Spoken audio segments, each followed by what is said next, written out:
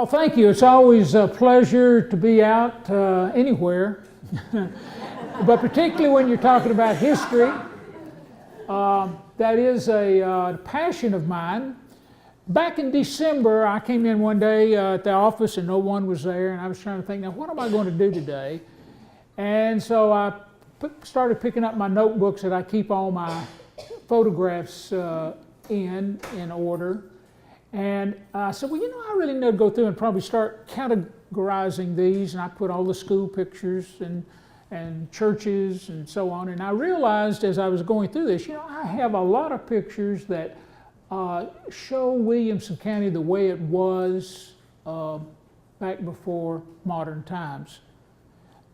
Lane and I came here in August of 1970. And Main Street this was still a country town. We had a rural economy. There were a lot of farmers still making a living farming. Main Street, well, you could still buy groceries. You could still go to the bank on Saturdays until about 12 o'clock. On Wednesday afternoons, you couldn't go because the bank was closed. You all remember that? And there was a dime store. You could go. It was everything that a community needed. So we're past that now. There's not very many things on Main Street that we need. It is mostly for outsiders and tourists coming through, but that's good because they bring money into now we have to go off to the big mall. But so what I thought I would do is put this together, and I had a format. Some of y'all may remember I talked about the public square back before Christmas, and the little book is just the good size to hold in your hand, and it's 104 pages, and that makes it nice because you need 8 pages to a signature, and it's something that I can produce rather inexpensively and get that out there. I'm getting at an age where I've got to always look to see, well, what's going to happen in a few years with me, and I want to be sure that I get everything told before I'm gone. And I think this is a good venue of doing that. The pictures, there's 240 pictures if you count them. It's in 102 pages, and I'm going to apologize. I'm not the brightest thing in the world when it comes to laying these books out, and so I'm very simple. I start with page number 1, and then go all the way to the end, and then on the very beginning you have a title page and you have an introduction, and I worked diligently on getting an introduction that I thought would explain what you're seeing in the book.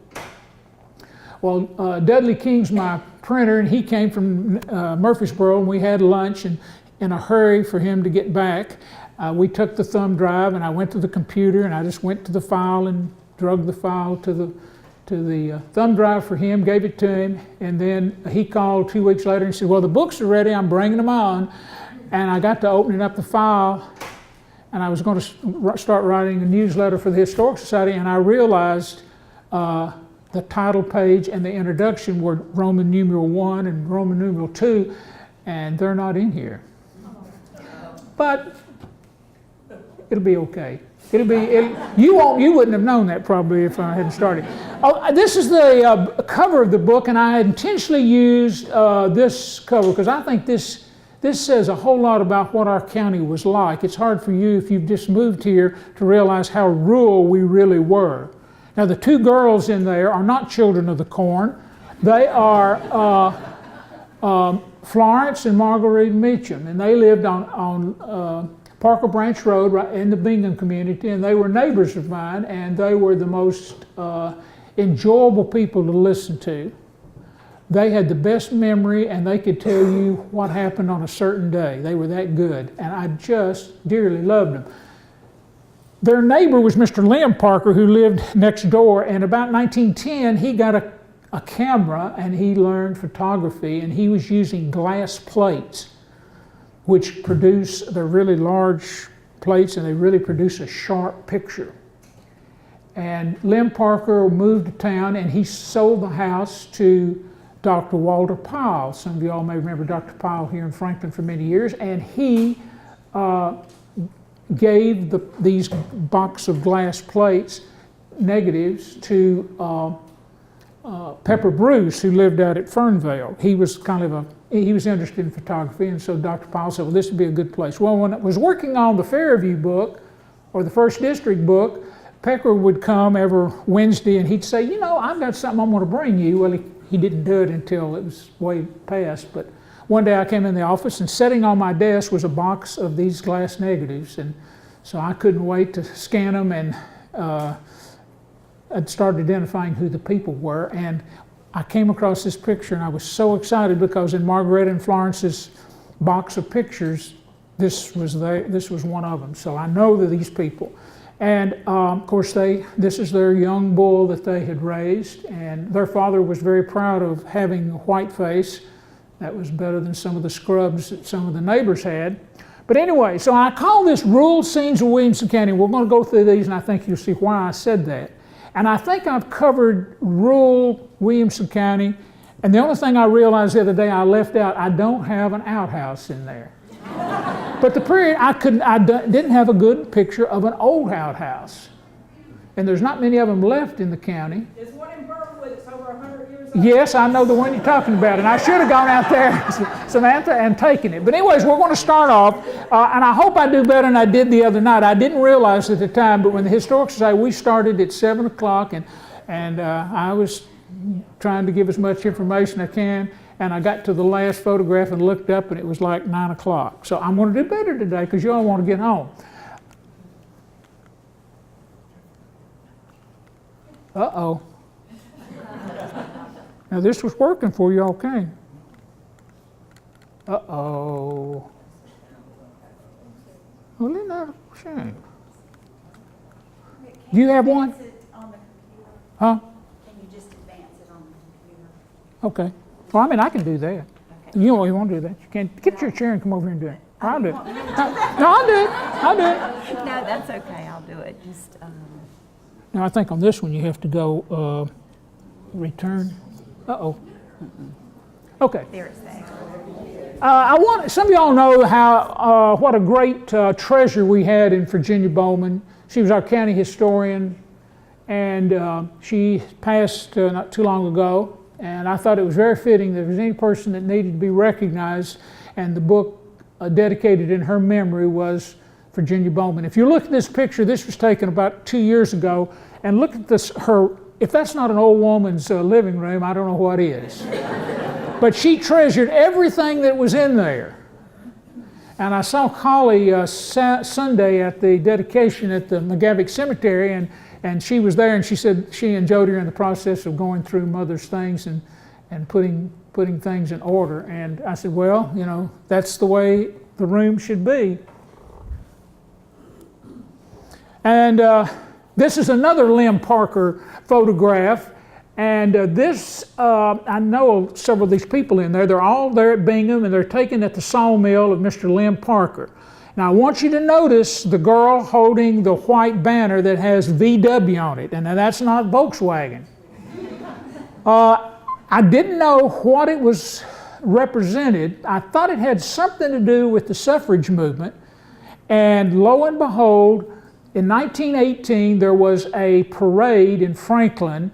It was called the Liberty Bond Parade, and I found in the national paper a description of it, and it said that the ladies of Franklin were having the Liberty Bond Parade, and they've invited all the historic and civic groups to come and participate in the parade. And it listed the people that were there, and one of them was Vote for Women. And the lady is Bonnie Blankenship Parham, who lived right there in Hillsboro, Bunyan Parham's wife, and she's the one holding the banner. And if you'll notice, the girls you can tell they've been in a parade. They've got a little ribbon on their clothing.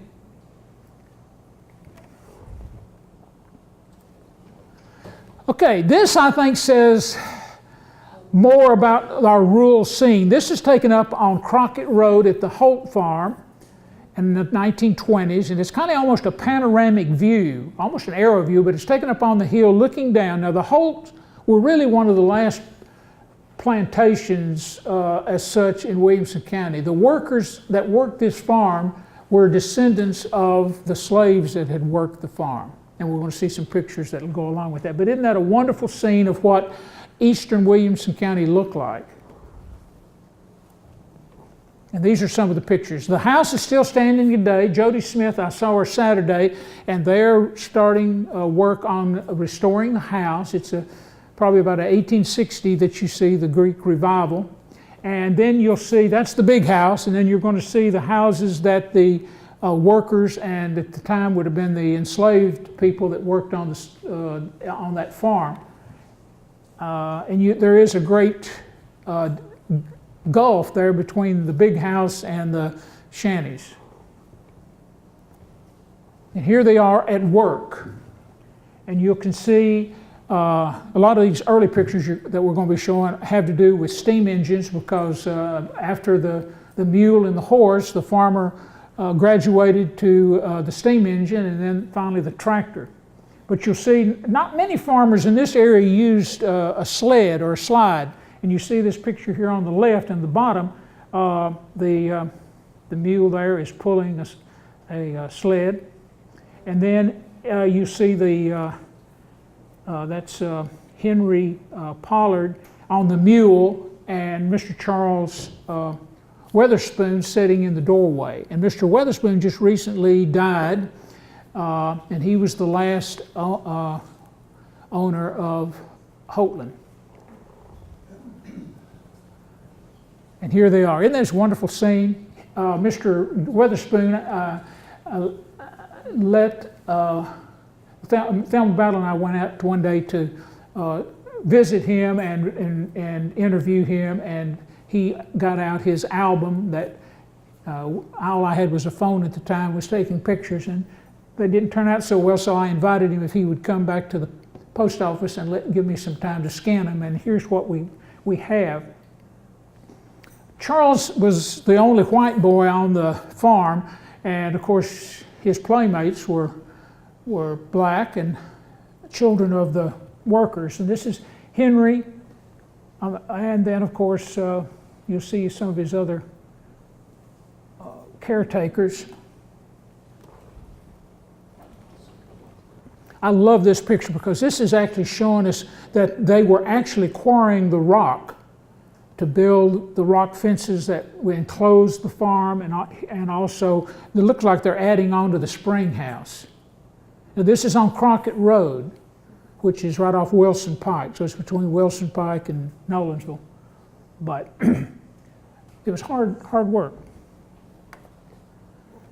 Now we're going to Triune, and this is the Bakers, and I'm very excited about the barn. Barns fascinate me, and you notice here, this one has the shed, and all barns usually had a shed that you kept your wagon in. Wagons, of course, are made out of wood, and you didn't want them to get wet or stay wet for a long period of time because they would deteriorate. And here you see the black man is holding the horse, and that was probably his job.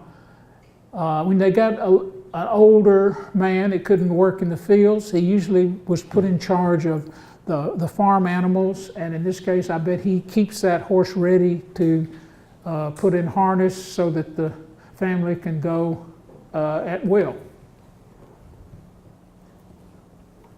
This is a scene out at Hillsboro, and this is J.L. Sweeney, and it has a steam engine, and they were steam engines in this case would be thrashing wheat or baling hay.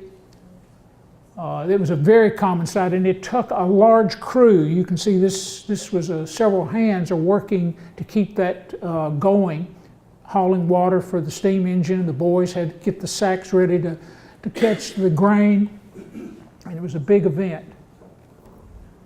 That, on that picture, it says 1896, and I suspect that's about right.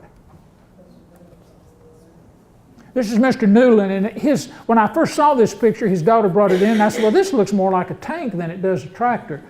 And some of y'all may be old enough to know some of the old cars that you used to start with the crank. Be careful that it doesn't back up on you and break your arm, but this is, I think, a good picture of that. These are one of the early tractors that came to the county. And here's two pair of mules. This Ennis Wallace, one of my great friends from Flat Creek, shared this picture with me. This is one of his uncle's reeds that are with a good team of mules. Notice the size of the wheels. The small wheels are in the front. That makes it easier to pull a heavier load. Again, another example. This is at Crosskeys, and it's amazing how big these engines were. And again, they were used for many things because you could put a small sawmill to it.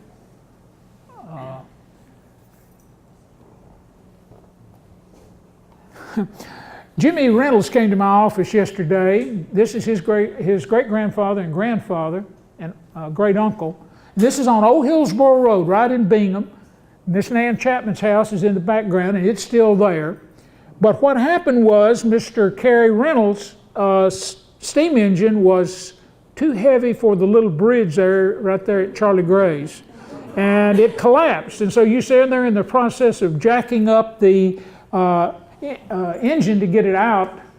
And the bridge is still there today. All they've done, the rock pillars are there, and all they've done is just put reinforcement over it and widen it some. But I went by there yesterday, and there it is. And this is another glass negative that Lynn Parker took, probably about 1918.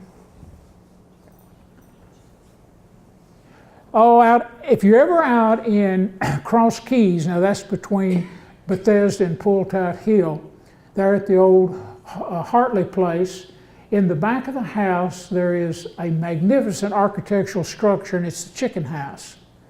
And it is just a beautifully designed building, but you go in the door and you'll see there's a row of nests on each side of the doorway, and then the roost are cantilevered out so that the droppings fall outside the chicken house, and all you got to do is get your scoop and get it up and take it and put it in the garden, and you've got some really rich manure for your garden.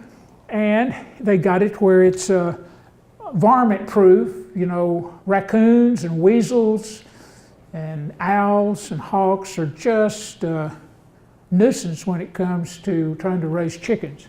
Now, of course, down at the bottom here, that's my old friend Jap York, lived at Kingfield, and he's very proud showing me his cock that he raised, and you see his little chicken houses there that he keeps his cocks in, and of course the hens are out running free.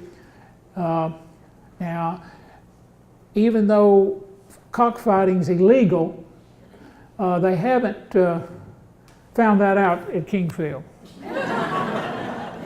A lot of things they haven't found. Isn't this a great picture? This is almost, if you close your eyes and see some movies of in rural Ireland where you have the little carts, two-wheel carts and a donkey, or here a pony. This is Mrs. Baker and North, on the way to town probably, or to church. Miss Elizabeth Pittner let me copy some of her pictures, and this is one of my favorite scenes. I know the pointers back here are going to recognize that, but this is taken in 1948 on Garrison Road, and the house you see there is Mr. Harold Meacham's house, and when this picture was taken, but Ashley Judd lives there today. And I want you to note that the road is gravel, and instead of barbed wire, you'll see a rail fence. And I often left school and went up to visit Mr. Harold, and he'd usually be sitting out there in the yard he was in his 90s by that time, and he'd be sitting out waiting for somebody to come by and talk to him. And he would always be glad to see you, and he's always full of stories. And he said, I was inquiring about when the fence was put up. It was a chestnut rail fence. When the chestnuts died out in the 30s, they started taking the bark off very quickly and sold that as dye wood. But the lumber could be, the limbs could be broken up into rails, split into rails, and that's what you see here. And when I came in 1971, that's just about the way it looked. It hadn't changed anything except his house had been bricked. I think in about 1954, 55, Mr. Farnsworth came out and redid the old house and made it more convenient and bricked it. But he told me, he said, yes, son, if you go out there, he said, I bet there's a rattlesnake or copperhead at every joint. And I said, oh, Mr. Meacham, are there rattlesnakes out here? And he said, oh, son, I wouldn't have a farm unless it had rattlesnakes on it. Of course, this is the picture you saw at the very front, my two friends, Margaret and Florence. This is Hillsboro School, and I want to emphasize to you all, unless you grew up in the country, you can't realize how important 4-H clubs were for social. I lived in the country, I didn't have a farm, but boy, I really loved 4-H. They'd come every month and you got to do something besides being in school, class, but they really brought information to you, and you had, all kinds of little projects you could do. But here, Hillsboro School had the first summer camp. Now, 4-H came to Williamson County in about 1914, and you can see the kids and the teachers now. This is the old building. This was built in 1890, and it burned in 1931, I believe. Lightning struck it. And then they built the old building that I was in 1932, and it was a nice building. Many of y'all don't realize, but right behind us over here on Granbury Street in Natchez Trace was the canning factory. Martin Turner, back in the 20s, there was the American Syrup Company came and got him to be in charge of contracting with local growers to produce tomatoes. There's something about the soil here that is really good, particularly unbelievable out in the first district. They raised tons of tomatoes, and it had a taste to it that you don't get anywhere else. And there was a big market for it up in places like Chicago. So Mr. Turner would contract with farmers to raise 10 acres, 40 acres, much as you can handle, and then he would guarantee you a certain price, which you couldn't get maybe if the market was flooded, but he'd give you a certain price. So here you could go to the cannery and sell your tomatoes, or you could even get your tomatoes canned. E.K. Smithson lived out, he ran the store at Arno at the crossroads there, and he also was a good farmer, and here he's very proud of his jack. And you all know that if you have a mare and a jack, you end up with a mule, and mules were very much in demand. And Williamson County produced a lot of mules, maybe not as much as Murray County, but they were close. Isn't this fun? This is called goat power. And the granddaughter of Carrie McGavick is sitting on the back. I can't identify, I know this guy, I just can't put a name to him, but I thought this was probably kind of a joke, I guess. She's probably with the goat and wagon, and they're riding in the backyard on maybe a Sunday afternoon. But people had to have pastimes, and I think this is one of the Sunday afternoon pastimes, is hooking up a cart with a goat and taking off. Is that Carton in the background? No, I think that's probably, but this time she's already come to town over on Bridge Street. So, isn't this a lovely scene? A man and 2 mules supposedly can plow in a good day anywhere from 1.5 acres to 2 acres. You got to go. But it depends on the ground and conditions you're working on. But this is taken up in right at Beachville, which is a community between Grasslet and Old Hickory Boulevard. And note the rock fence that you see there in the background, and you can still go in that area, Manley Lane, Sneed Road, Moran Road. You'll still see on both sides of the road these lovely stone fences, stone walls. And as time went on, traffic got more plentiful. The county started widening the roads. The cars got bigger, trucks, and so one side of the wall had to go down. So we've lost a lot of our rock walls due to modernization and sometimes just outright theft. Here are 4 scenes again of of Beachville. And here we have the thrasher, and we have 3 little boys who've been out probably hoeing. And then you have the old way of picking up hay. There's many poor farmers didn't have a baler, so they cut the hay loose, put it in a wagon, took it to the barn, and stored it in the barn loose, and then had a pitchfork and brought it down as they needed it each day to feed the livestock. And then, of course, that's a great example of in midday, you got your ham and biscuit and sweet tater and probably some iced sweet tea, and that was your lunch. You took a good break and maybe a snooze if you could do it. This is taken out in Fernvale, and I can walk to this spot where this is taking place because it was between where the Methodist Church was and where Mr. King lived, right near Phileas King's store. And look at the large crowd that it took to work that field. The ladies have probably come, this is about time to break for lunch, and someone came along with the camera and took this shot.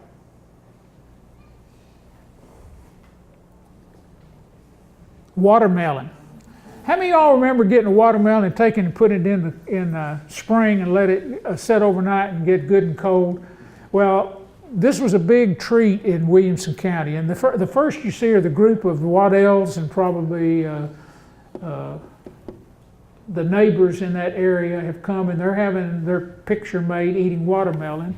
Of course, out at College Grove, you've got probably the man and his grandson are probably having a spitting seed to see which one can spit the furthest, the seed.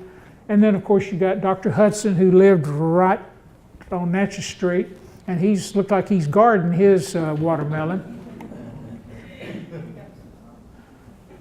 This is again at Triune, and this is John U. Wilson, who I had the great fortune to know. And he's got a pony and a 2-wheel wagon. And that looks like he's a small boy to be handling such a big piece of equipment. But you know, little boys wanted to do the best they could and always do more than they're probably physically able to do. But John U. Wilson went to Nashville and became a real estate developer and did quite well. And he was a great benefactor to Triune. He left a lot of money to the Triune Cemetery to make sure that it has perpetual care. Love this barn.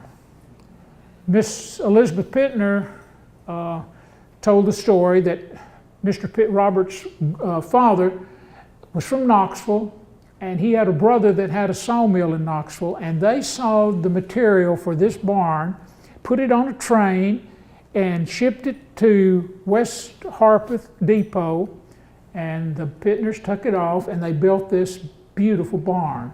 Isn't that roof just wonderful? It looks like something you'd see in a book. Now notice how they're getting the hay up into the loft. They're not having baled hay. This is the loose hay, and this is a lot of work. Taking that hay and putting it on a wagon and then taking it in the hay hook going up into the loft. Now notice the door on there does not open up wide. It goes up and down. This thing's really highly engineered. It's one of those and all those rafters had to be sawed on a bandsaw to get that shape that you've got. And I don't know how they got the roof on it, but they were better roofers than I would be. Many of y'all don't realize what a boon we had at one time with phosphate. And also out at Southall, we had a Chattanooga shell. The one picture where they're really deep in the ground, that is 1915, and W.A. Johnson is standing there, and his crew are digging phosphate by hand. And that, believe me, was a hard day, and they got $1 a day. That's about 10 cents an hour. And then over here, this is at Southall, and Mr. Mr. Johnson found that in those hills back there off of Blazer Road, it has Chattanooga shell in it, and if you take that shell and burn it and then grind it up, it's good for paint filler. And so he started the Cobbsall pigment factory right there at Southall. And this is about 1930, I believe it says 32. And again, he had these same workers, black neighbors working for him, and $1 a day.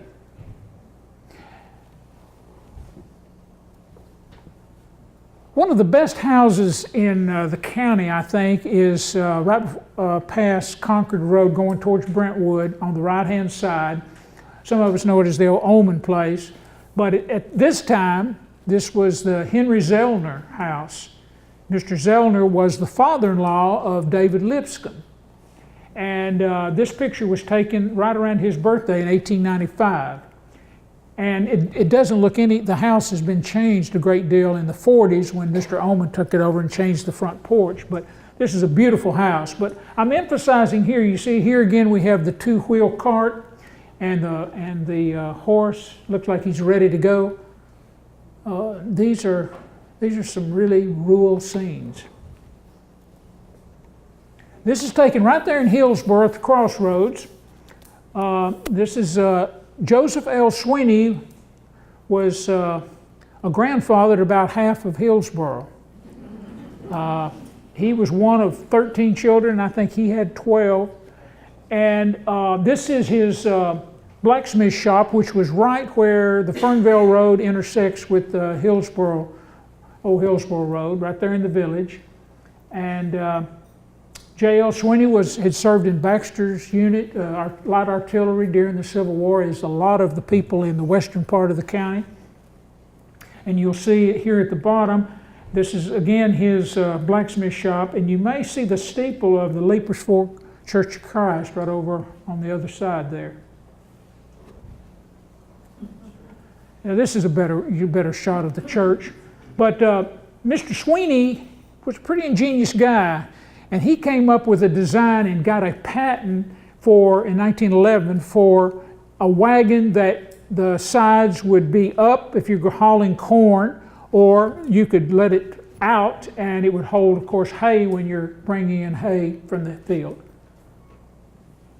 Rather ingenious guy. And of course, his grandson up there is shoeing a jennet, which is a female ass. Molasses. Y'all can't realize how important sorghum was in the county. And here are two examples of pretty important operation. One's out at Noblesville and the other one is on the other side of Triune. But this is a big operation. And of course, molasses was a great part of our diet in the South, and particularly this area. I can't explain why these two pictures do not pop up. This is on my computer, they're there. But anyways, this is Ab Gordon down on Shoals Branch, and Ab Gordon was just the best molasses maker. He was probably one of the last in the county.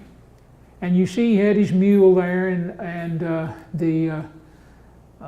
crushed the sorghum. And then in these other two pictures, you may see there in the corner where his daughters, Annie Oakley and Marie Sullivan, are cooking the molasses. That juice runs into this vat, and then they keep stirring it, and of course the fire's going, gets it boiling, and reduces it down to a syrup.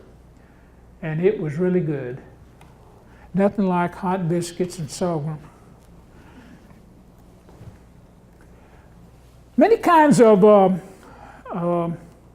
hardwoods are here in this county, and the timber companies came here around the turn of the 20th century and started buying big tracts of land out in the 1st and 2nd and 3rd district.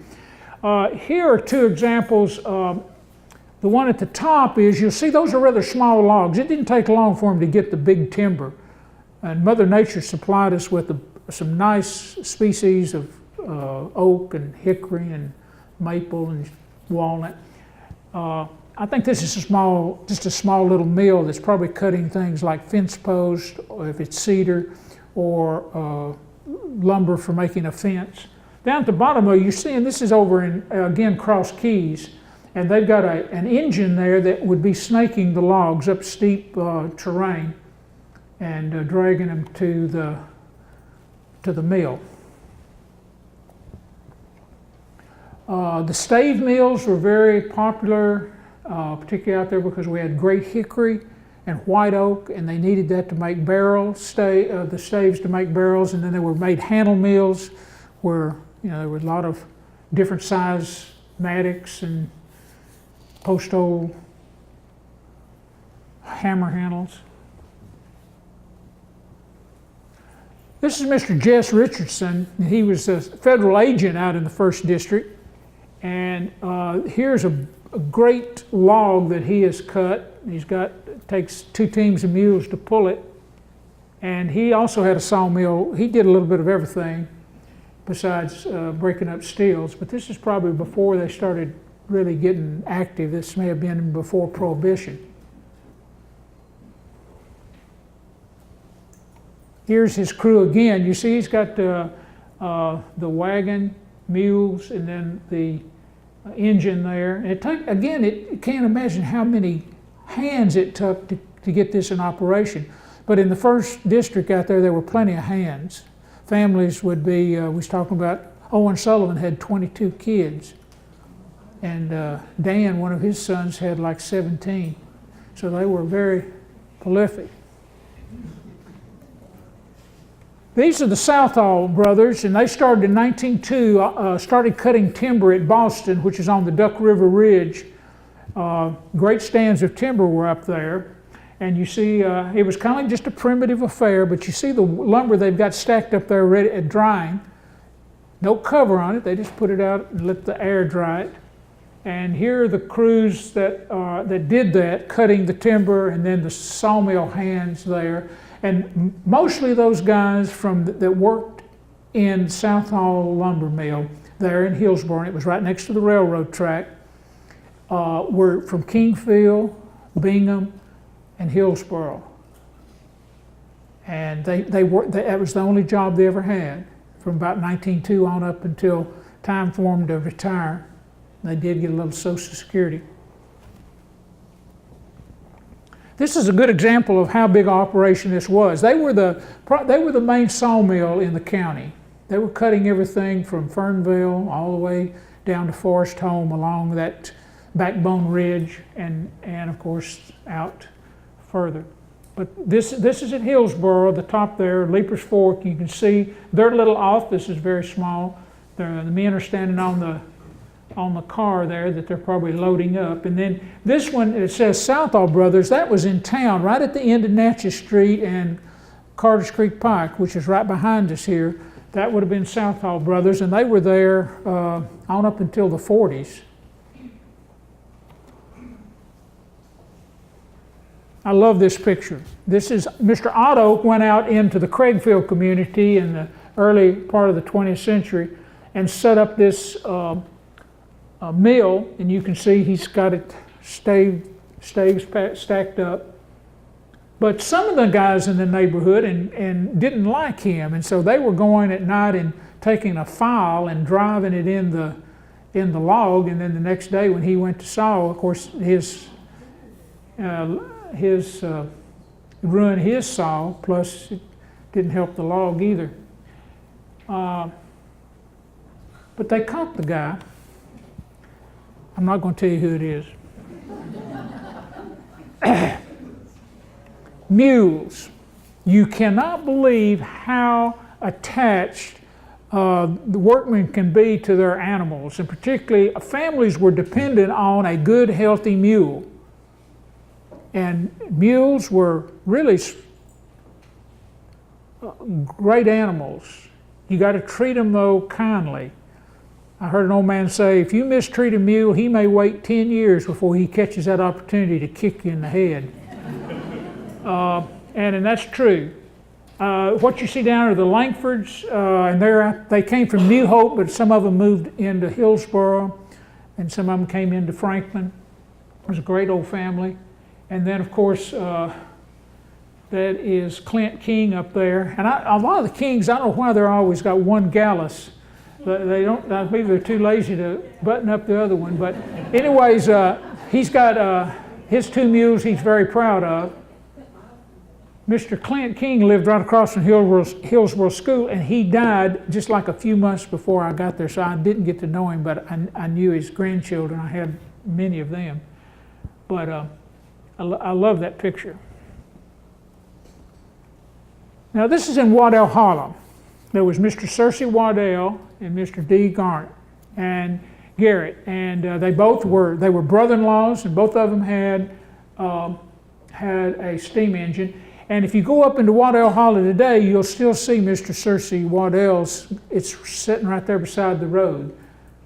And basically what he did custom sawing, but it was mainly like tobacco sticks and fencing and things like that. Where Mr. Garrett, he had a bigger steam engine, and he actually did work in wheat and baling. Lynn Battle went to Murfreesboro to visit her cousin and came back with these 2 photographs. Now the Ogilvies, of course, are at College Grove mainly, but around 1917, Young and Ogilvie started cutting some of that timber out between Arno and College Grove.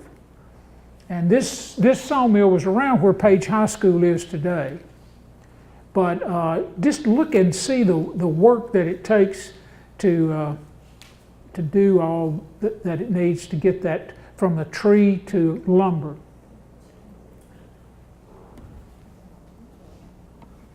Here's another picture, and look how they've got the lumber stacked up, drying.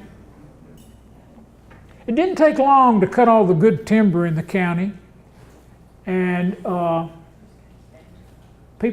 the workers that worked there made money. The guy who owned the sawmill made money. The only thing that really hurt was the hillsides that were cut and left to wash away, and gullies, and over time they've grown back. Some of them never grew back. They became open land and were farmed, but the hillsides, a lot of the topsoil that was there washed away. This is out at Fernvale and out at Fairview. Now this one's Nolensville, the Jackson Sawmill. Now on the east part of the county we have that area is limestone sitting right on top of the ground, very little soil, but when the early settlers came here, they found some enormous groves of cedar, because cedar loves rock, and it'll grow into great dimensions out there. But it didn't take long before that was cut.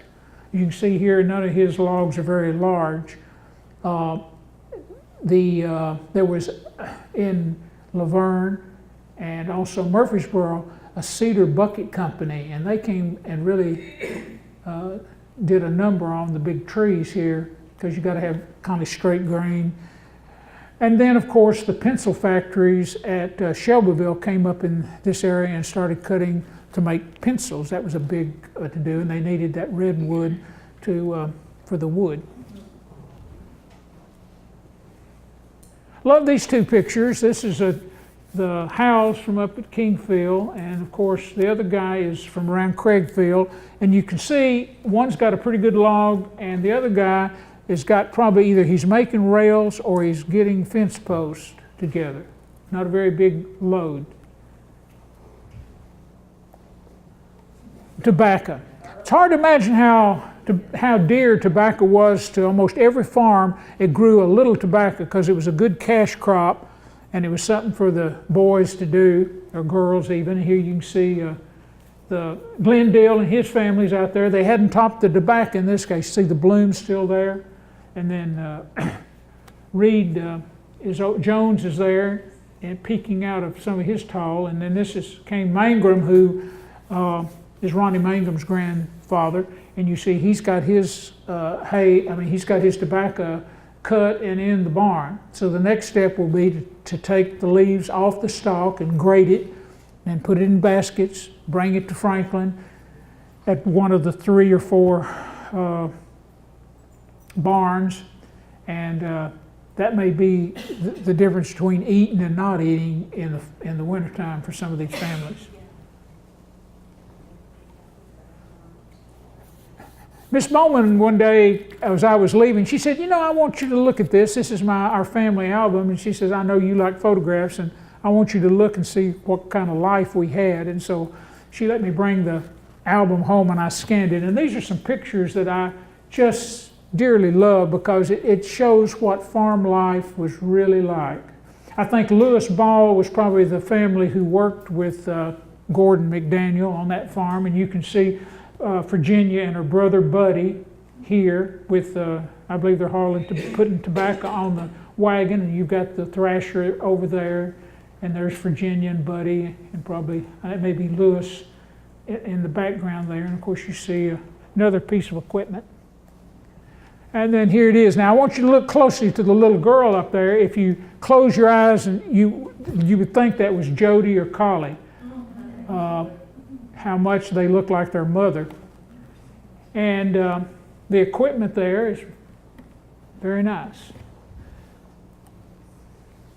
Okay, we go to dog power now. This is out at Boston. And some of y'all may remember Gladys Martin. She worked on Main Street her whole life. I think she ended up as a greeter maybe at Walmart after she had retired from the dime store. But isn't that cute to see the big dog pulling the wagon? Love this. It's hard for us to imagine. Of course, people got to have recreation. And for boys, fox hunting, coon hunting. And in this case, I've emphasized the horns. Every family seemed to have a treasure on the mantle, and was the foxhorn. And you see Mr. Jamie Locke over there with his two biscuit eaters at his feet. He's blowing the horn. Mr. Tucker's up there on his horse, and his dogs look like they're ready to take command. Of course, we've got another king here with one Gallus.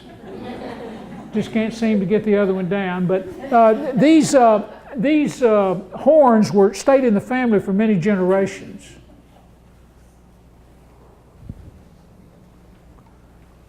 This is Mr.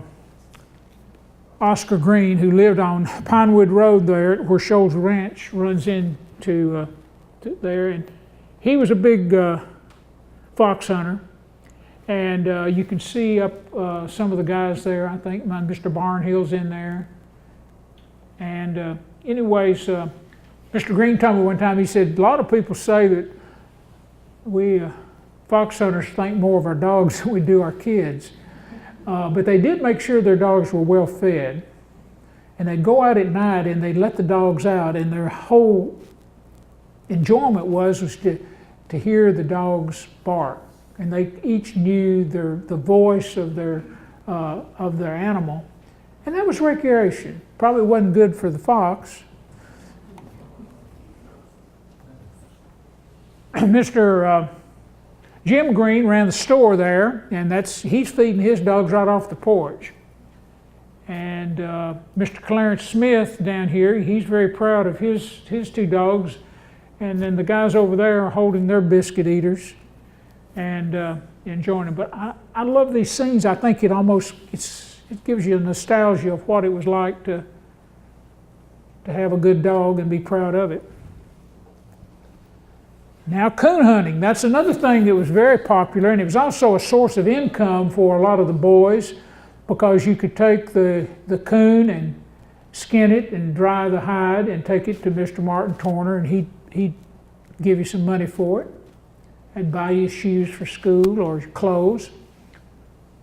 But here we have Baker Lane over on where the three guys are. He's on the far end over there. He was a barber on the square. He had the misfortune of getting his hand off, so he had a nub, and that was his nickname, Nub. But he cut everyone's hair in town, but he also was a fox hunter.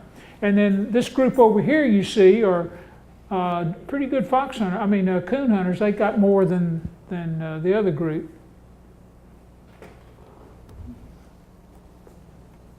this is taken at Hillsboro School, and the Hillsboro Methodist Church is there in the background, but this is Toby Green, if y'all remember Tobys Kitchen, country kitchen out here on about near the hospital, and J.R. Southall. And you can see the big log they're having their mules pulled, and the contest is the team that could pull that log the furthest.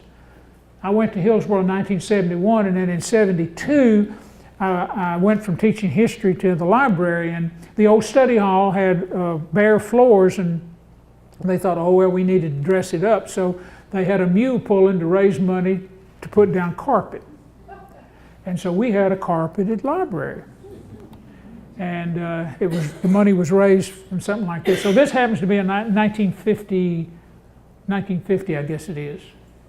Toby had been just a young guy then. These are some scenes of horsepower. It was your form of transportation. Somebody can tell me that. I know that is at Craigfield, but I don't know if it's Johnny, do you know, is that Craigfield School or is that the Craigfield Church of Christ? I don't think it's a school.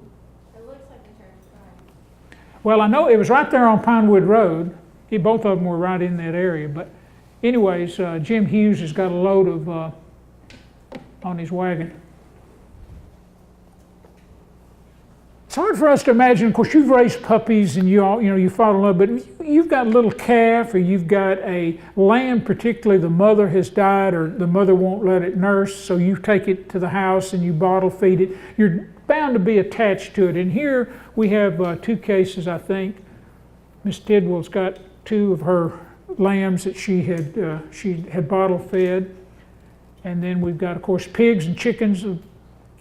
Children would give every little animal in the yard a name. That makes it kind of hard when it's time to have some bacon, isn't it? No, we ate Maggie one time. And of course, these are two scenes. This again is from Miss Elizabeth Pittner, but this is the Cole family, and you can see Miss Cole is feeding her lamb. Probably it's getting up now, pretty good size. But there were a lot of sheep raised in Williamson County. It was a good cash crop. You got the wool, and then the lambs you could sell in the spring, make some money off of them. And but what happened? Mr. Harold Meacham was one of the last in the county to have sheep, and he said, "You just can't have sheep when people move in with a dog, because the dog's naturally going to, particularly a German Shepherd or some big dog, going to get in there."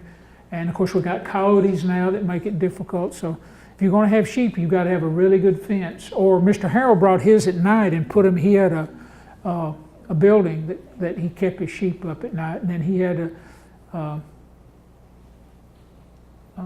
careful dog to watch to make sure another dog didn't come in the field. This is at West Harpeth. Today, there's nothing at West Harpeth that you would know that it was there, but it was a very prosperous little community. South, you'll go down Columbia Pike, and right before you get to where the Goose Creek bypass is, there's a road that goes off to the right, and that's West Harpeth, and it connects Columbia Pike to Carter's Creek Pike. And there, Mr. Chap Anderson had a store here, also a big granary, because there was a lot of wheat and corn grew there. Now this is a picture you can see coming from Carter's Creek, coming from Columbia Pike. You'll see how congested that little area was. Of course, the railroad came through, and you're going to see the depot.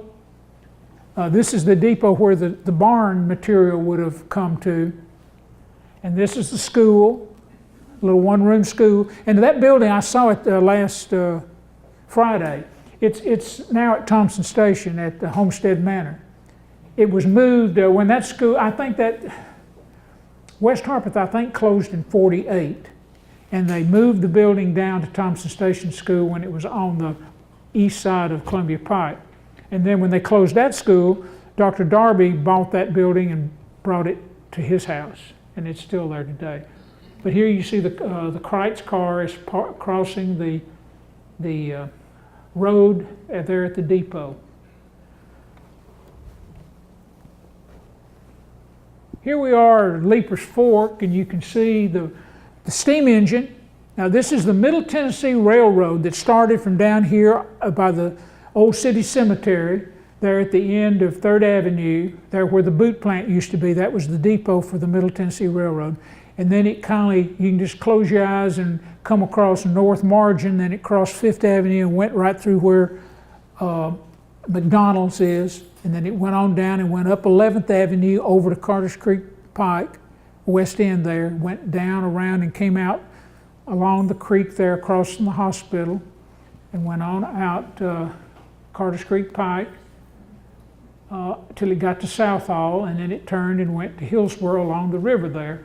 And from 1909 until 1920, it had a big steam engine. They built that from Franklin to Mount Pleasant, thinking they were, well, first of all, there was a lot of timber that needed to be moved, and they thought, well, phosphate would catch on, and they would be hauling phosphate down to Mount Pleasant. By 1920, they found that it wasn't going to work, so they took off the big heavy train and then came up with a little dinky that was run gas operated. Students at Hillsboro wanted to come to Franklin to high school. You could get on the train and go into Franklin, go to school, get on it in the afternoon, and go home.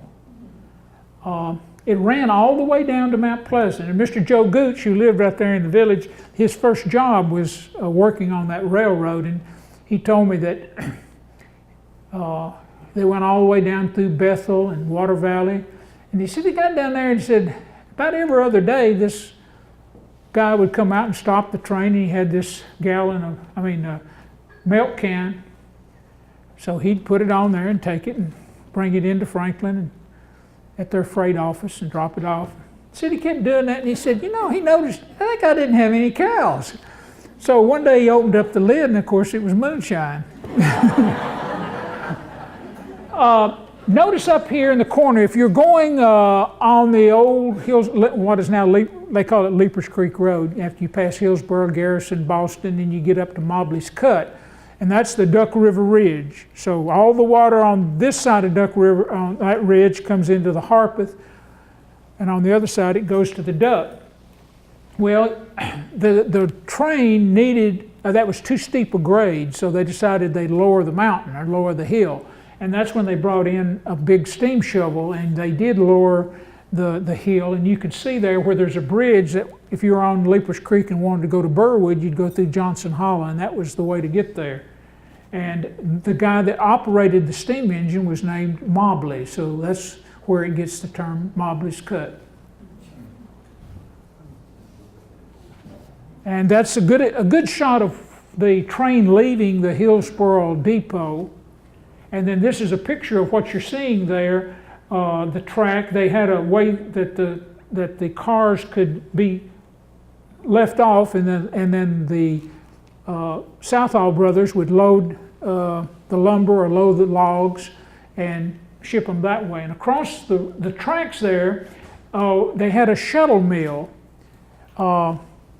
The cotton mills needed shuttles for weaving, and they found that dogwood and ironwood, which grew pretty plentiful on that Backbone Ridge, and they were probably pretty good size dogwood trees back then. That's why we don't see very many large dogwoods today. But they were cut and made into bolts and then shipped off, and they were turned into shuttles. So that was called a shuttle mill, and I actually knew a guy that actually worked in there. The Franklin boosters did this quite often, and this is probably about 1915. They're on the train at they got on the train down here at near the cemetery, and went out and stopped at every little stop along the way. And here they are at Hillsboro, and they're asking you to come to Franklin and shop. They were boosting for the merchants of Franklin. Now the funny thing is, these guys are important merchants on town, and they're dressed in blackface, which would be kind of a taboo today, but back then that was acceptable. There actually was minstrel shows at the elementary school at 5 Points. You read in the papers in the night. These same guys were apparently cut-ups, and they sang and probably told jokes. And here's another group of boosters a little later. Now this is out at Triune on the old crossroads there. Mr. Ed Brown's store would have been across the way there, but you're looking back towards Murfreesboro. You can see how the old Murfreesboro Road curved. And then this is a great picture of this was probably the oldest country store. It's built about 1836. And this was at Triune. It was right there at the crossroads. And you see some of those men that are in the cars are out now mixing with some of the folks at Triune. And that building was later torn down, I think in the 1930s. There's a little thing in the paper saying the building had been dismantled in another store. Country stores were at every crossroads in this county. And it was a great place to socialize and sometimes get your mail. And here we have Doug Thompson's store. I bet old Johnny's been there many times in his lifetime. And of course, John Ed Lampley and later his son-in-law Buck Parham ran that store. This is on Pinewood Road, and this is down at White Oak or Greenbrier on Lick Creek. That store's still standing, the one at the top. The one at the bottom burned probably in the mid-70s. And this is out at Jingo. Jingo was on the other side of Highway 100, out around towards New Hope, west of what is now known as Fairview.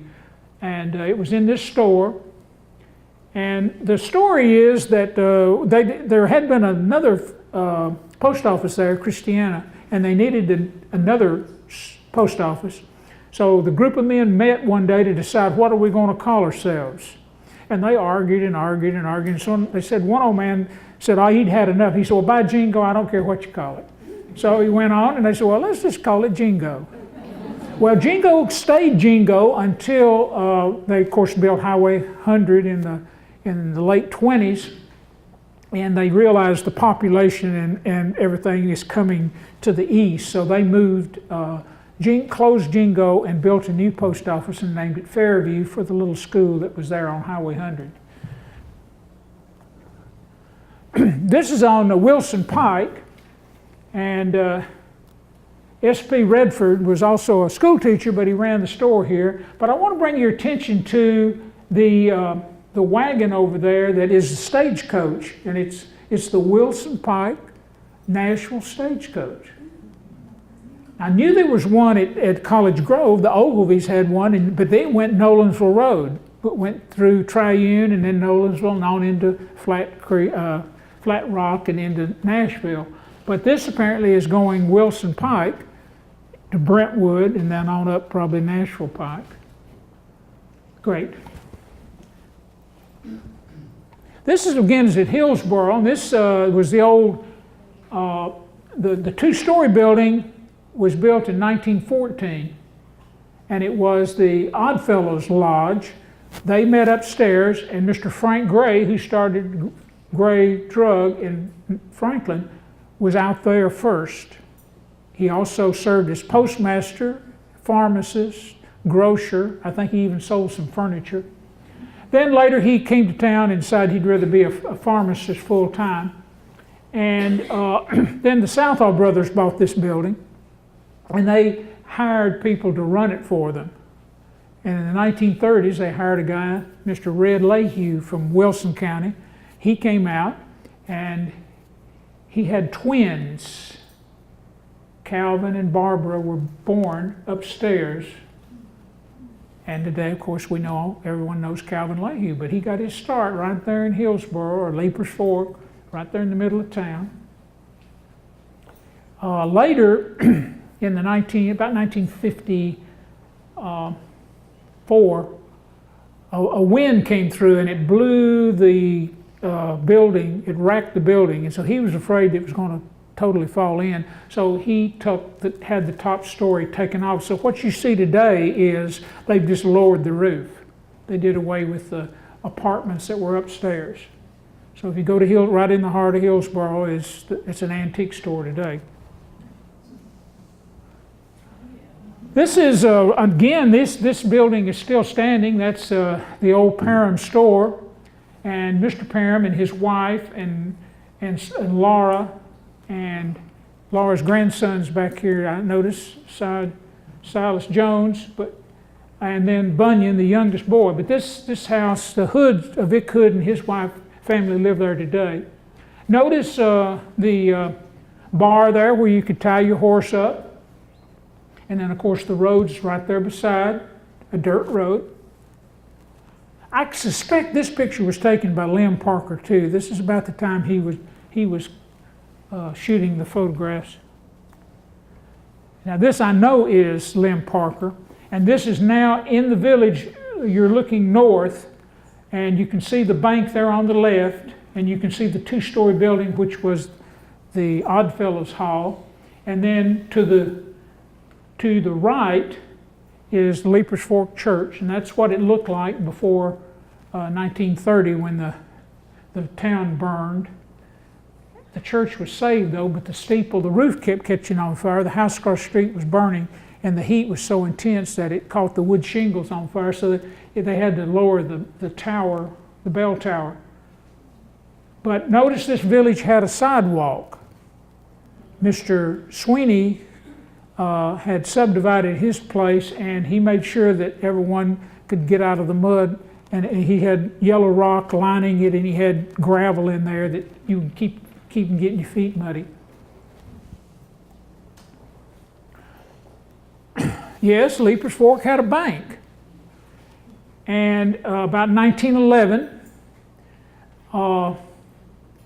it only had $10,000 capital. And they didn't want to let out much money, so you got a loan. It was a small loan. And it was brick. Mr. Gus Carl had a store next door. The bank was on the corner. It was robbed one time back in the late 20s. And Mr. Biswell was the cashier at the time. There wasn't hardly any money in there at all. So about 1932, they realized, of course, the Depression was on, and there were banks closing and losing people's deposits. So the board members of the bank met one Saturday, and they said, you know, we're not making any money. We might as well just give everybody their money back, and the stockholders can get their money, and we'll just close this thing down. And that's what they did.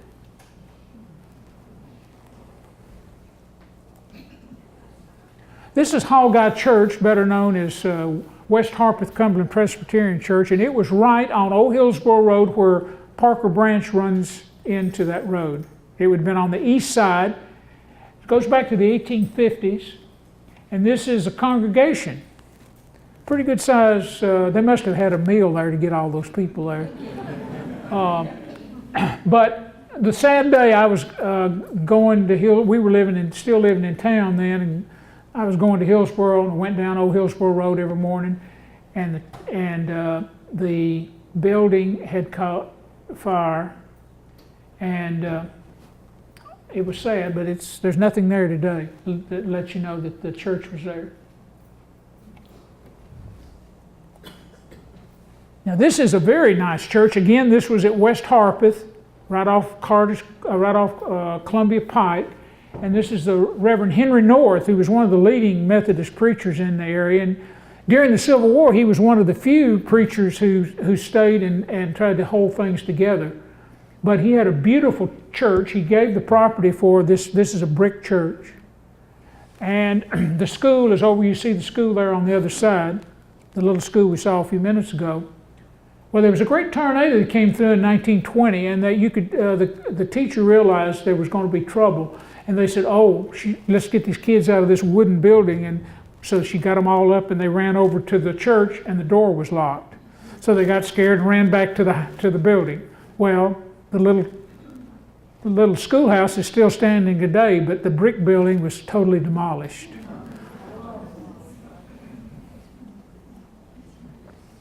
This is out at Bingham. This is overlooking the Bingham community, and of course Boyd's Mill, which is right on the West Harpeth, and it's really a great scene. The guy picture there is John Eccles Boyd. He was the son of W.A. Boyd and a grandson of William I. Boyd, who was the first settler in that area. They lived in a great log house. Well, you see the two-story house there, that was John Eccles Boyd's house. And he owned the mill. There's mule barns, sawmills, the miller's house, and it's just a great rural scene. Now, he was a big believer in livestock, and so he again had important jacks, and he was breeding mares and producing mules because that was a good source of income. And here's a picture of the mill. Now, in 1971, I was asked to drive the school bus one day, and I ended up going by this building, and by that time, this part had already fallen down, but there was still, the Shorts had, when they had built a granary beside it, and it was still standing. And the old road, you had to go right in front of that building. And you can see how it operated. They had a dam across there with boards, and they directed the West Harpeth water into a turbine. That water dropped, and as it dropped, it turned the wheel that operated the shaft that turned the millstone up above. And of course, that you see this wing out of there, that's where the steam engine was. Now, you know the West Harpeth, like the Harpeth in the summertime, you can almost jump across it. And so you can't expect to turn a turbine with low water. So that's why the steam engine was important, because when the water got too low, then they could revert to gas or steam power to turn the turbines.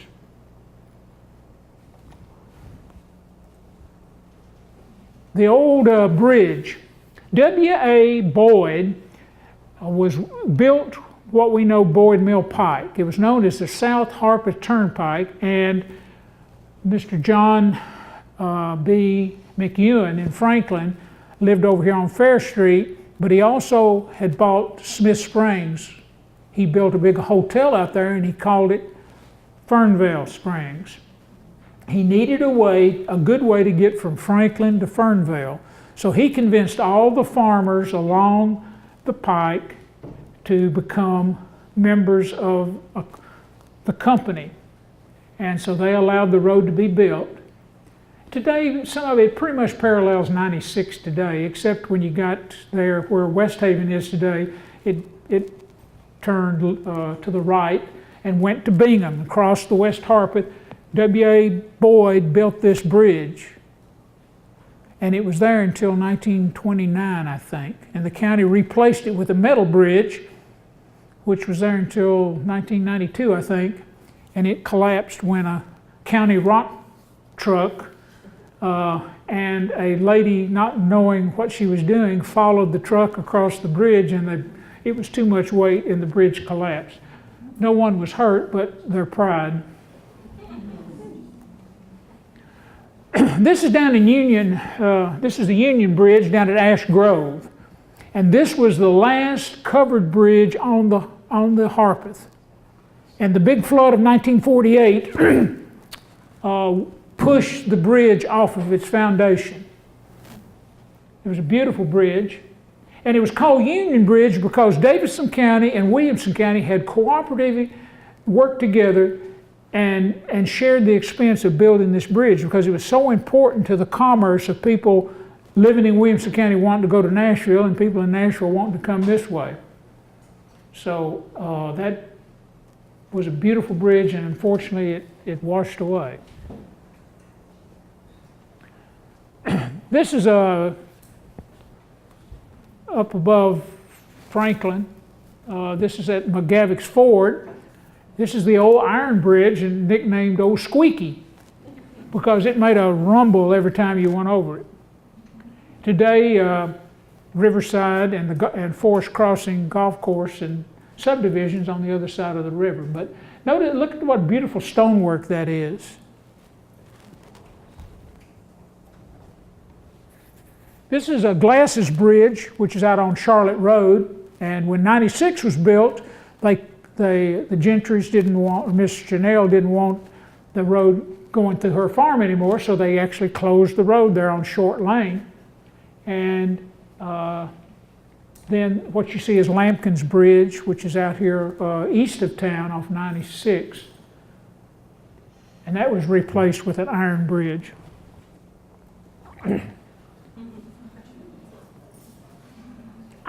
I think, this picture belonged to Dr. Rose Lynn. I think I kind of remember her telling me this was taken. Mr. Dan Riley is the only one I can identify, and he's in the passenger side in the front seat. He's famous with that group of Franklin that went to Germany and then had enough gumption to go after the Kaiser, attempting to bring him home. They didn't do it, but he was with that group. But anyways, notice how dangerous that would be to be trying to drive that at night. But I think it's west of town, and I think it's going towards the glass bridge. Yes, they still had oxen. This is some oxen, and of course you see on this bottom one, Mr. Harrison is bringing his family to Fernvale Methodist Church, and he's using oxen because particularly in the first district, there weren't many bridges, so you had to ford every creek and river to get wherever you're going. And of course, I guess the ox was pretty strong enough to pull you out of the sand. I actually cheated a little bit on this other one. This picture is actually taken right in the edge of Williamson and Hickman County, down right on Lick Creek. It didn't take long for the old country boys to go from a horse to a wagon to a motorcycle. You imagine the freedom they could have with an Indian motorbike. And here we have my wife's uncle up in his motorcycle jacket and cap. That's Goldie Ladd. And down we have here, it's even a sidecar, so you could carry your date or your buddy with you when you're going. And then, of course, this is taken out in Fairview. Charles Boone. Then motor cars. That was a big jump, and even pickup trucks. But Herman Green's down here with this in the convertible. And then notice the door is what they call a suicide door. It opens opposite what it does today.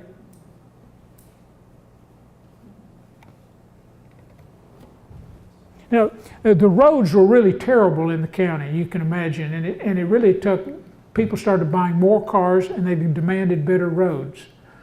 So finally, in the 1920s, the county started adopting roads, and before that, it was the community had to fix the roads if it wasn't a turnpike. Traveling stores. Many of the rural people depended on the traveling store to come by once a week or so and get them some items that they needed. And they usually bartered. They would either have a dozen eggs or some ham meat or maybe a chicken. And they bartered for whatever they needed. Of course, many of y'all remember Mr. Garrett. He was one of the last, I think, to have a traveling store. He went all over even Marshall County, Murray County. It was a regular route, and people looked forward to that if you didn't have a car to go to the store. Out Carter's Creek Pike at Forest Hill, there's a great barn there. It's one of the best and largest in the county. Mr. George Lilly got the idea he wanted a dairy, and he started one of the first commercial dairies in the county. He needed money, so he went to the bank and he put his farm up as collateral to borrow money to build this big barn. Now the barn today is still standing, but unfortunately the old bank broke in 1926 and all the loans were called in, and of course he didn't have money to pay for it, so he had to sell his farm. So he lost his farm, or most of the money that he had in it, and it's a sad day. But that's one thing farmers have probably hadn't even learned today. Banks will loan you money when you're doing well, and they don't help you out much when you're not doing well and really need them. So be careful, bar or not. Notice the milk cans in the old pickup truck, and you can see the barn in the background. This later became known as the McCampbell place, in case you don't know where that is, but it's right there near Glen Overby's store.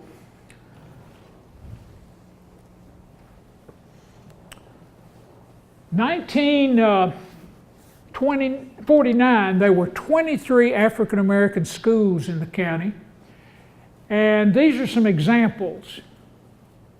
Allisona School was over on Owen Hill Road near Allisona.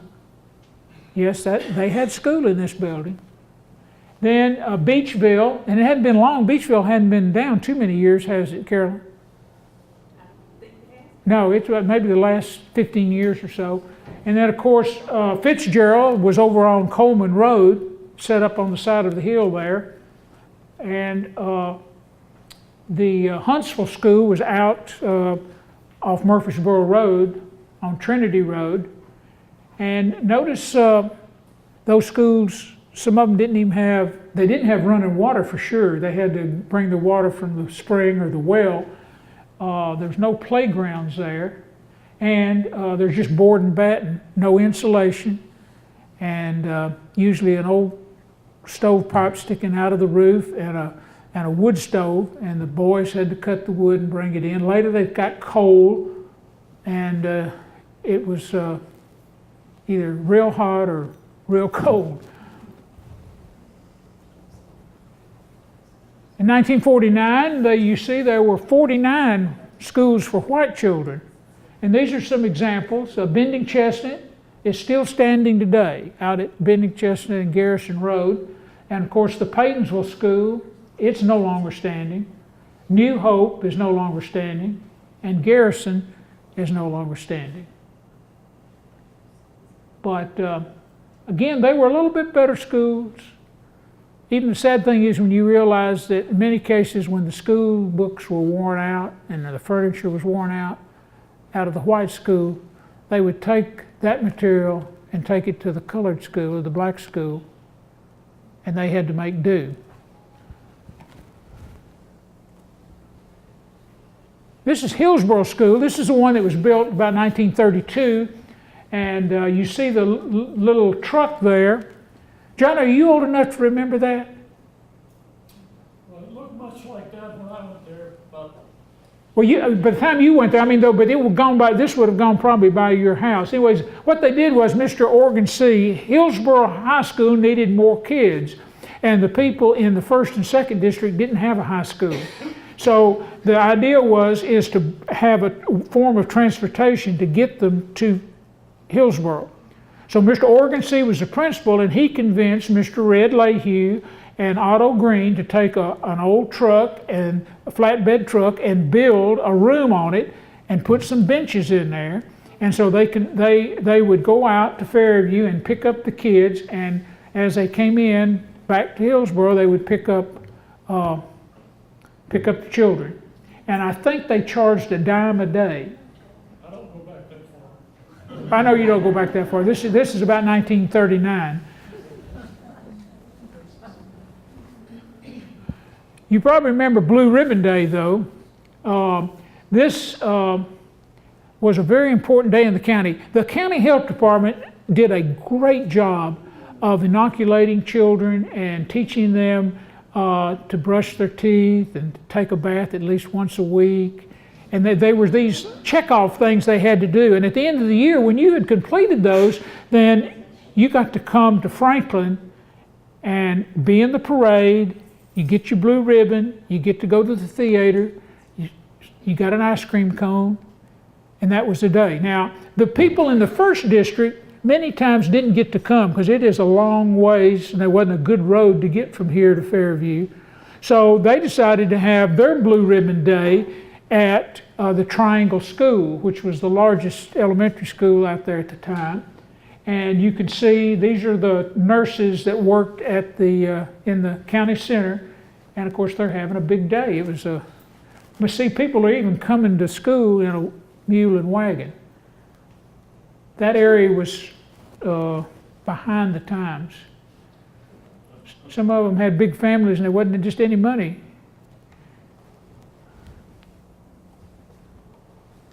It's hard to believe that turnpikes were so necessary. If you were in Franklin and wanted to go out, you had to pay.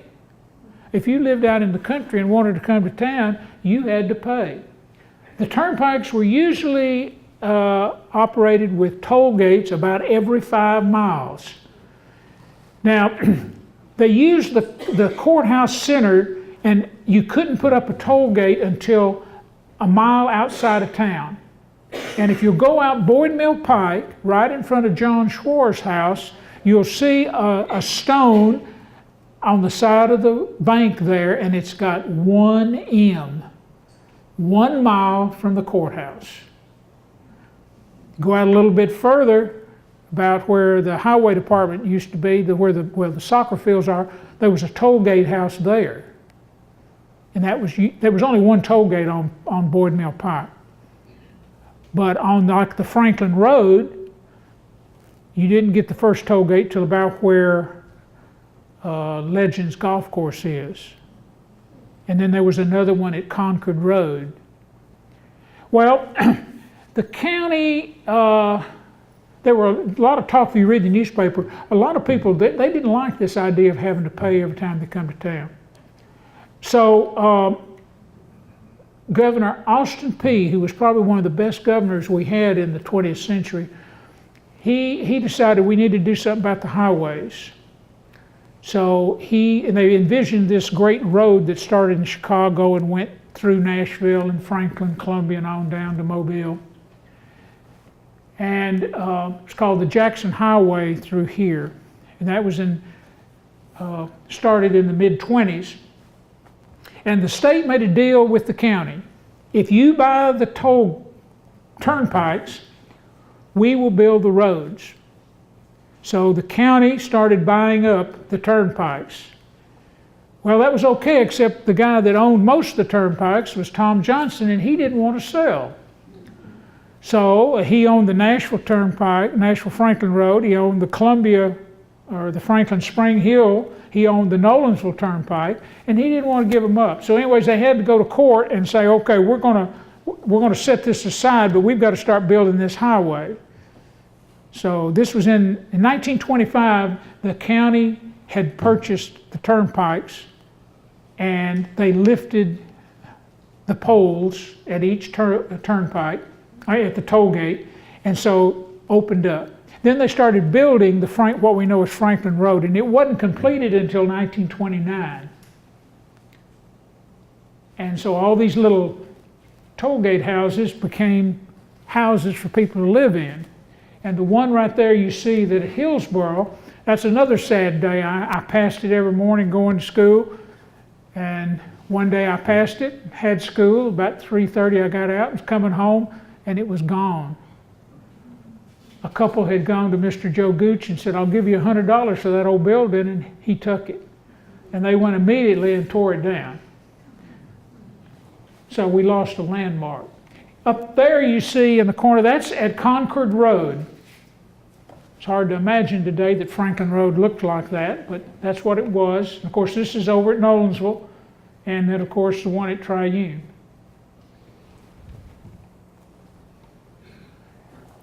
Every farmer had to have a smokehouse, and I've selected 3 examples. The log smokehouse was over at Vance Little's house over on Concord Road. And then, of course, the brick smokehouse at the Carter House is probably one of the most famous because it's probably the most damaged building that survives the Civil War. If you go up to there, I think there's like 1,100 bullet holes, marks on the side of the building. And then, of course, you see the stone. This is over at the Hyde Farm on the other side of Triune. A stone smokehouse. That took some time. But you see, when you kill hogs, you've got to have a place to cure the meat. Then you've got to have a place to store the meat. And in inside these smokehouses was usually a large log that had been hollowed out, and they put the meat in there and covered it with salt, and that was the way they cured the meat. This was very important. Of course, we had to have a spring house. If you had milk and butter and things you wanted to keep cool, you had to have a spring house. And of course, this one down here on the bottom you see is over at the Cool Springs. And unfortunately, it is so grown up today, you don't know that it's there. But it's right near the motorcycle building. And then, of course, the one up there was off Wilson Pike. And it was at the bottom of the hill, and the house was at the top of the hill. And so they got tired of, this is before electricity, but there was a thing called a ram pump. And it was operated, and it pushed water up into the house. And then, of course, this is a picture you saw earlier over at the Holt place. That's a nice big spring house.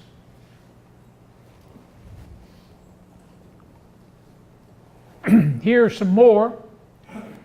The McEwen spring house. McEwens are one of the first families that settled here in the county, and they're up along Spencer Creek between here and Cool Springs. And then, of course, Abram Murray, who's the founder of Franklin, his smokehouse was out of brick, and it's over on Del Rio Pike. Out at Kirkland, you'll have William Webb's, and he's got a well and the spring house. And then, of course, out at Glen Oldby's old place on Carter's Creek Pike, you see this beautiful, it's almost like a dog trot smokehouse, but you've got a breezeway going through there, and the milk could be stored there, and butter saved for the next meal.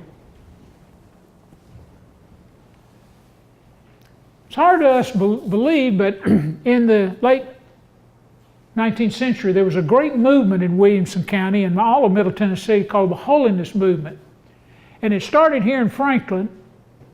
A preacher came and was preaching. I think it started in the Cumberland Presbyterian Church. It took a lot of members from the Methodist Church, and they ended up building a tabernacle here over on 4th Avenue where the old Nazarene Church used to be on South Margin. But anyways, out in the 1st, 2nd, and 3rd District, the three men, one Sullivan from Bert Stinson from the 1st District, W.W. Wall from Greenbrier, and Mr. Alec Meacham from the 3rd District, they got together and bought 5 acres on Pinewood Road. That was the highest point out there, and it was known as Flagpole. And that was the campgrounds. And you can see that they had, first it started out as brush arbor meetings, and it was usually the first 2 weeks in August, which is the hottest part of the time, but that's a period in the time between when the farmers have put the crops aside and before they start harvesting. So it turned out to be a pretty good time. August is a good month to have revivals and things like that because people had time to do it. But out here you see they're on this high point and they need water. And of course here's Reuben Anglin and his boys are bringing water, and there's about 2,000 people would show up.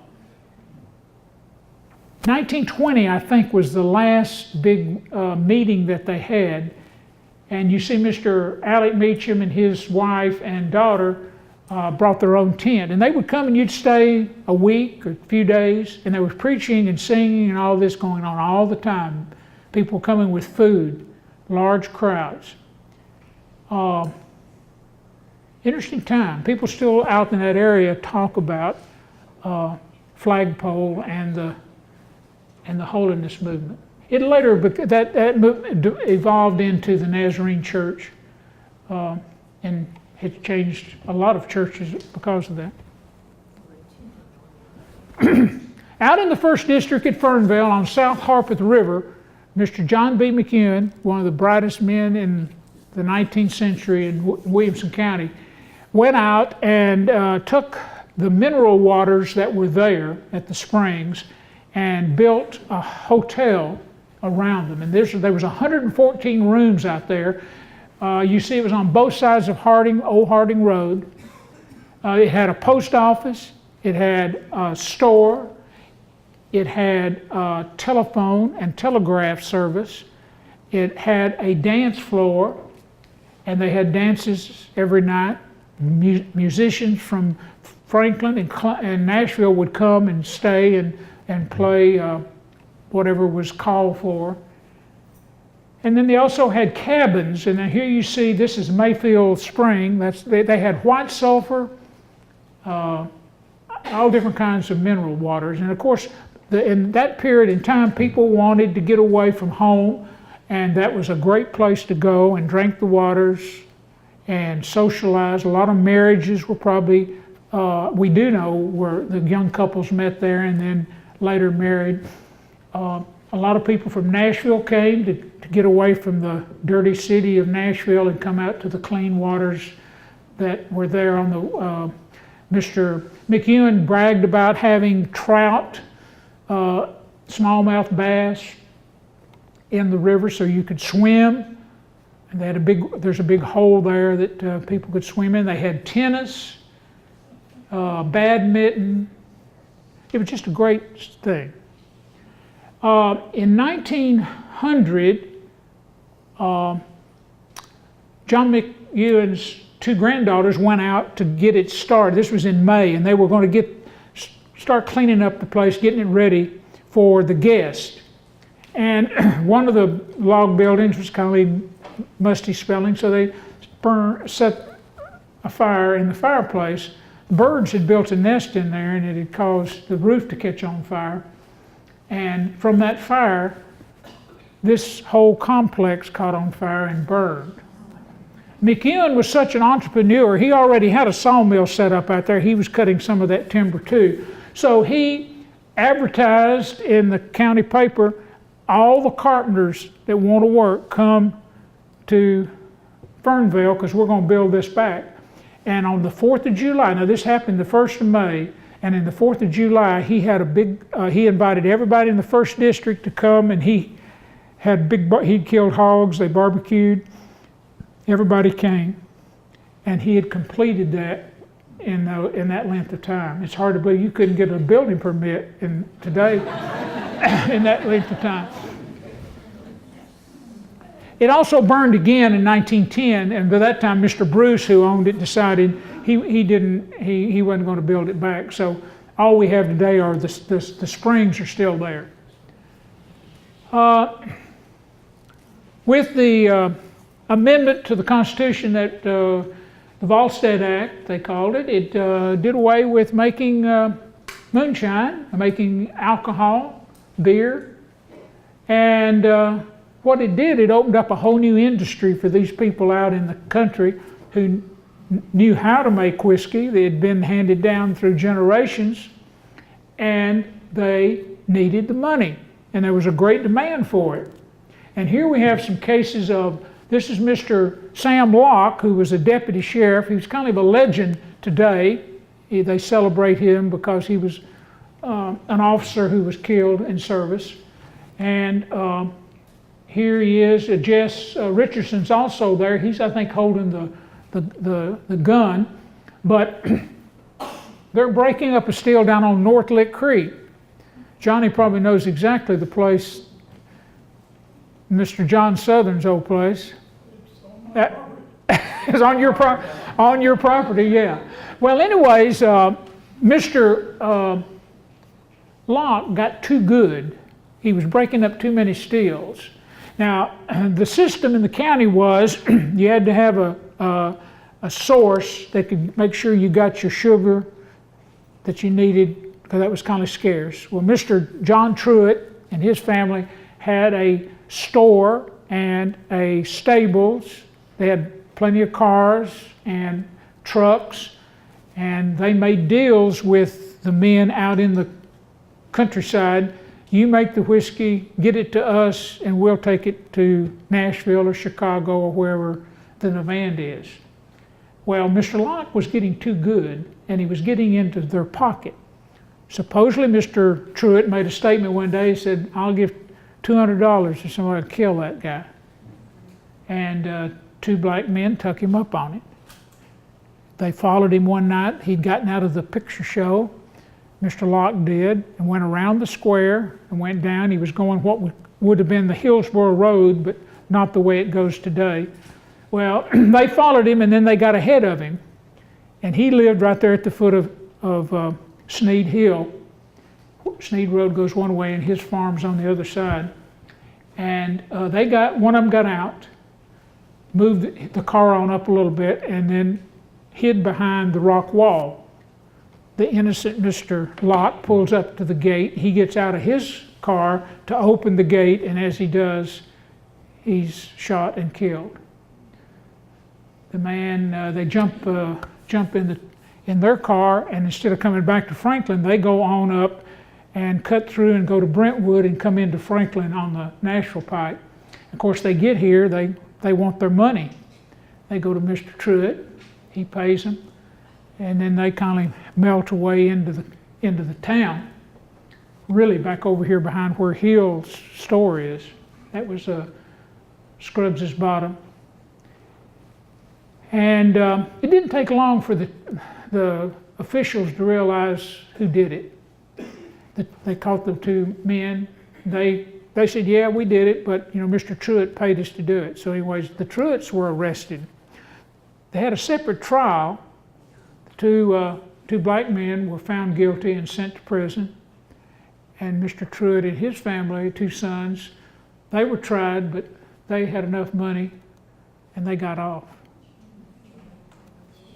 It cost him about $10,000, he said, to get out of that deal. But they were still making whiskey. That was a big thing. Come to find out, the sheriff, W.W. Crockett at the time, he was in on the deal. I mean, he was taking kickback. So the feds jump on him and he immediately resigns. And they get a new sheriff that starts enforcing the law. And it's also the rise of this 2 black men killing the sheriff that the Ku Klux Klan raises its ugly head again in Williamson County. This is 1925. And Mr. Locke is buried out at Leaper's Fork. He was a member of the Hillsboro Methodist Church. And they buried him out there in the cemetery. And he's got the largest monument in the cemetery. Big deal. Took a long time. The family still are still in Williamson County. Any of the Locks, This is out further out in the 1st District, but these guys are kind of showing off in front of the photographer that they're drinking their own juice. And then, of course, we got the sheriff and his deputy are looking at a still that's going to be torn up. Gilbert Sullivan was the sheriff that we see here, and he did break up a lot of stills. Music is in the air and in the water, I think, in Williamson County, and there seems to be 2 places that they're very strong. Out in the Pinewood area, a lot of those families are very musically inclined. And of course, Catonsville is famous today for the music groups that come out of that little village. But here you have the Buttry family. Up at Kingfield, you've got the Howells. Mr. Dewey Pointer, who here he is as a young man, and then here he is 90 years old. At the time he grew up in Peach Hollow, but he was living at Theta when that picture, when he was 90 years old.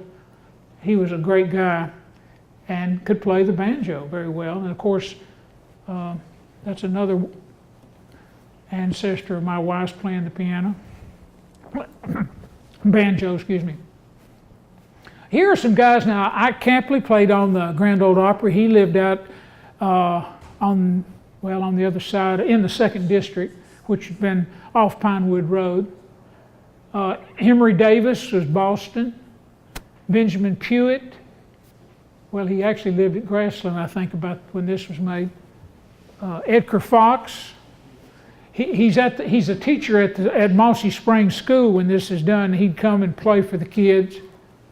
The Kings, Pierce and Irene, Bob Harris, his son Henry Harris, and Randall Harrison. Here you have banjos, guitars, fiddles. And of course there were groups.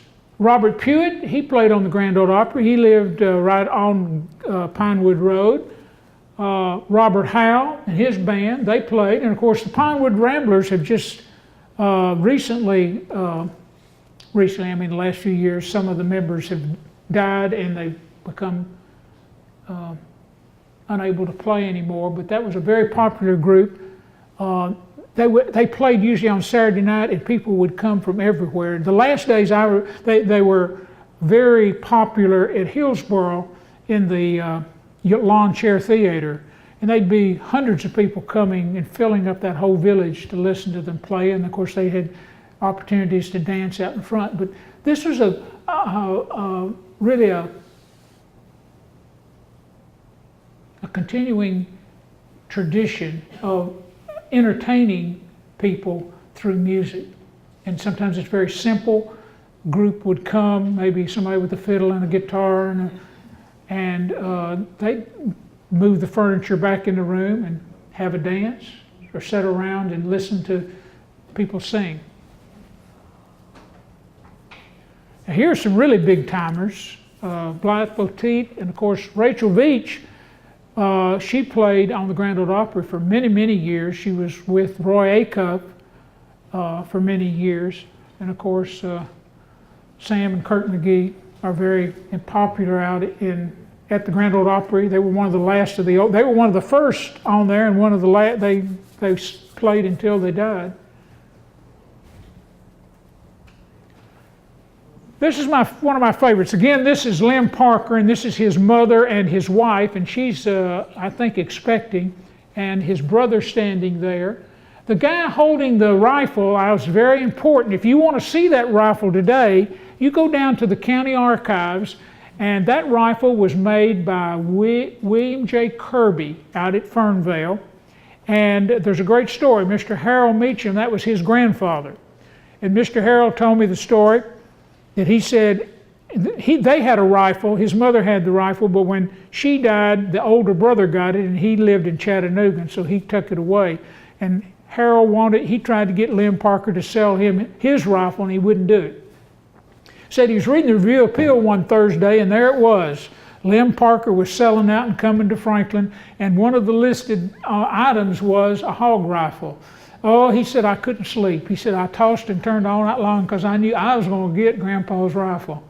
So the next morning he goes down to the sale, looks around, no rifle. So he asked Lem, said, where's the rifle? He said, well, Charlie Hefner came yesterday and offered me a big price for it, and I sold it to him. So Charlie Hefner was in the post office and a well-known gun collector and also a crack shot. And so I went out to see Charlie, and I said, do you still have that rifle? And he said, oh yeah. So he brought it out and showed it to me. And it's unusual in that, most hammers go this way. Well, this one went sideways. And I said, Charlie, isn't this unusual for a rifle? And he said, well, son, if you find another, and that'll make two. Well, after his death, his family was kind enough to give the rifle to Williamson County, and so today you can go and see a rifle that was made over in Fernvale, thanks to the Hefner family. And I think this is our last slide, but this picture you'll see is hog killing. You can't believe what an important time of year that was to get fresh meat and to have the camaraderie of working. And here's all the men at Bingham are helping killing the hogs. You see the rifle that shot the hog, the knife that cut its throat, and they're gutting it now, getting the chitlins out. So there's going to be plenty of good food tonight. That they're probably the tenderloins ready to go to the skillet right now. But it's a time that all we can do is look in picture books now and think about it, because those days are gone. One more. This is in the back part of the book, but there's nothing better than homemade ice cream. And every boy wants to turn the crank and get to lick the insides. And then, of course, we don't think of Williamson County as being much of a cotton growing county, but in some areas, particularly right above Spring Hill, that's where this picture was taken, and then over in College Grove, they were still growing cotton later than, they were the last areas to do it. But here's a scene of the Meacham family with their workers. And with that, that ends our story. And if you have any questions, let me know. Well, I'll answer them if I can. Do we have any questions? Yes, sir. I have a question about the roadhouses. You know anything about the roadhouses? Roadhouses? You mean like the honky-tonks? Yeah. Yeah. Oh, that was a big thing. Now, that didn't come along until the highway was built from Nashville, from Brentwood to Franklin, and from Franklin to Spring Hill. Yes. You know where going back to what, the turnpikes? Yeah. Do you know where they were on Lewisburg Pike? Because I had a great-grandfather who ran the turnpike. Well, the first one was right there in front of Carton. No, I'm sorry, great-great-grandfather. Okay. Well, the first one, the 1 mile out, is right there. Today you turn into Carton. It was set right there beside the road. They even found the well that was there when they were doing it. Was it closer to Catonsville? Well, there would have been another one would have been right there about, well, you can take 5 miles out. It'd been right around Goose Creek. Okay. And then there'd have been another one probably at the Bethesda Road, or right in there. My ancestor had fought in the Civil War. He was injured, and that's the only kind of job he could do because he wasn't physically able to farm anymore. Yeah, that happened to a lot of people. She asked about the roadhouses or honky-tonks. It's amazing how many there were between Brentwood and Franklin and Spring Hill. They really got important during World War II because the Army boys, you know, Nashville was the center, and so on weekends they had to go somewhere, and so they just bar hop all the way into Franklin. And they were, I've got a list of them. Mr. Bill Orms was the best source for that because he said he'd been in every one of them. And he gave me the name and who operated them. But yeah, it's amazing how wide open this county was. You know, Williamson County, we were one of the first to get legal liquor. It didn't take us long to have package stores. And then, of course, when Calvin Leahy opened up 4th and Main, they realized, oh, well, you can make some money if you sell alcohol. And so he got the referendum to have liquor by the drink. And so now it's exploded. You know, you can get liquor almost everywhere. Anybody else? Yes, ma'am. When I moved to Tennessee in 1974, Douglas School was still henpecked in Lewisburg Pike. Yes. And I was told the story that the church had. That was the same tornado. At Henpeck Lane in Lewisburg, right there where Henpeck Market is today, the Methodist church was on that side of the street, but on the other side of the street sat the school. And it was almost the same, the church was demolished and the school stood. Anybody else? Yes. Can you tell us something about the beginning of BGA?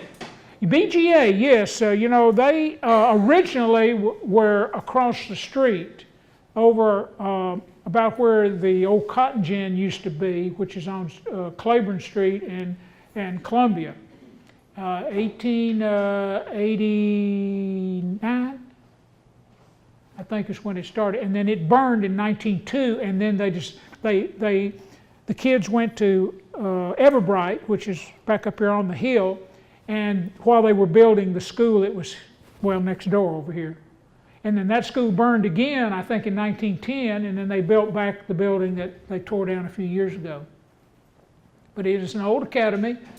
It's first took boys, then they started taking boys and girls, and then Mr. Briggs came here in 26, I believe, and then he didn't want to fool with girls, so he only took boys, and then later they needed more students, so they started letting girls come back.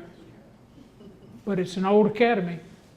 You can go out, there's a historical marker out here on the corner of Everbright and Columbia Avenue that we put up a couple years ago. Anybody else? Yes. I think I speak for everyone to thank you for all of this work that you've done, and it's just been wonderful for us. Well, thank you.